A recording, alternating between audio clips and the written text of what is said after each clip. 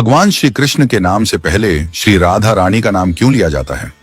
आइए जानते हैं इस लीला को। कहते हैं कि जो व्यक्ति श्री राधा रानी का नाम नहीं लेता है, सिर्फ कृष्ण कृष्ण रटता रहता है, वह उसी प्रकार अपना समय नष्ट करता है जैसे कोई रेत पर बैठकर मछली पकड़ने का प्रयास करता है। श्रीमद् भागवत नामक ग्रंथ में उल्लेख मिलता है कि जो भक्त श्री राधा का नाम लेता है, भगवान श्री कृष्ण सिर्फ उसी की पुकार सुनते हैं। इसीलिए कृष्ण को पुकारना है तो राधा को पहले बुलाओ। जहां श्री राधा होंगे वहां कृष्ण खुद ही चले आएंगे। पुराणों के अनुसार भगवान श्री कृष्ण स्वयं कहते हैं कि राधा उनकी आत्मा है, वह राधा में और राधा उनमें बसती है। श्री कृष्ण को पसंद है कि लोग भले ही उनका नाम नहीं लें, लेकिन श्री राधा का नाम जपते रहें। इस नाम को सुनकर भगवान श्री कृष्ण अति प्रसन्न हो जाते हैं। इस संदर्भ में कथा है कि व्यास मुनि के पुत्र श्री शुकदेव जी तोता बनकर श्री राधा के महल में रहने लगे। शुकदेव जी हमेशा राधा राधा रटा करते थे। एक दिन श्री राधा ने शुकदेव जी से कहा कि अब से तुम सिर्फ कृष्ण कृष्ण नाम जपा करो। शुकदेव जी ऐसा ही करने लगे। इन्हें देखकर दूसरे तोता भी कृष्ण कृष्ण बोलने लगे। श्री राधा की सखी सहेलियों पर भी कृष्ण नाम का असर होने लगा। पूरा नगर कृष्णमय हो गया, कोई राधा का नाम नहीं लेता था। एक दिन श्री कृष्ण उदास भाव से श्री राधा से मिलने जा रहे थे। श्री राधा जी कृष्ण की प्रतीक्षा कर रही थी। तभी नारद जी बीच आ गए।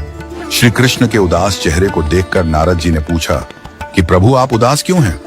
श्री कृष्ण कहने लगे कि राधा ने सभी को कृष्ण नाम रटना सिखा दिया है। कोई राधा नहीं कहता, जबकि मुझे राधा नाम सुनकर प्रसन्नता होती है। श्री कृष्ण के ऐसे वचन सुनकर श्री राधा की आंखें भर आईं। महल लौटकर श्री राधा ने शुकदेव जी से कहा कि अब से आप राधा राधा ही जपा कीजिए। उस समय से ही श्री राधा का नाम पहले आता है, फिर श्री कृष्ण का। क्या आपको पता है कि भगवान श्री कृष्ण ने अपनी कन्नी उंगली पर ही गोवर्धन पर्वत को क्यों उठाया था?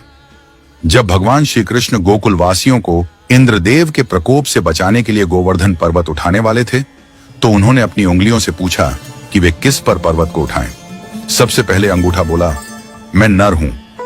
बाकी उंगलियां तो स्त्रियां हैं, अतः आप पर्वत मुझ पर ही उठाएं। फिर तर्जनी बोली, किसी को यदि चुप कराना हो या कोई संकेत करना होता है तो मैं ही काम आती हूं, इसलिए आप केवल मुझ पर ही पर्वत उठाएं। इसके बाद मध्यमा बोली, सबसे बड़ी होने के साथ साथ शक्ति भी रखती हूं, अतः आप पर्वत मेरे ऊपर ही उठाएं। फिर अनामिका बोली, सभी पवित्र कार्य मेरे द्वारा ही संपन्न होते हैं। मंदिरों में देवी देवताओं को मैं ही तिलक लगाती हूँ, अतः आप मुझ पर ही पर्वत उठाइए। अब भगवान ने सबसे छोटी उंगली कनिष्ठा की ओर देखा तो उसके नेत्र बरबस ही भर आए। वह भरे नेत्रों के साथ बोली, भगवान एक तो मैं सबसे छोटी हूं, मुझ में कोई गुण भी नहीं है, मेरा कहीं उपयोग भी नहीं होता, मुझ में इतनी शक्ति भी नहीं कि मैं पर्वत उठा सकूं। मुझे केवल इतना पता है कि मैं आपकी हूं।